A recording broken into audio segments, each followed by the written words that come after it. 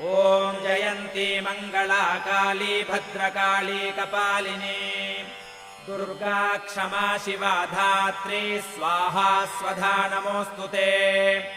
जय त्वम् देवि चामुण्डे जय भूतार्तिहारिणी जय सर्वगते देवि कालरात्रि नमोऽस्तु ते।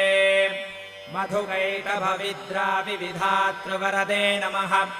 रूपम् देहि जयम् देहि यशो देहि द्विषो जहि महिषासुरनिर्नाशि भक्तानाम् सुखदे नमः।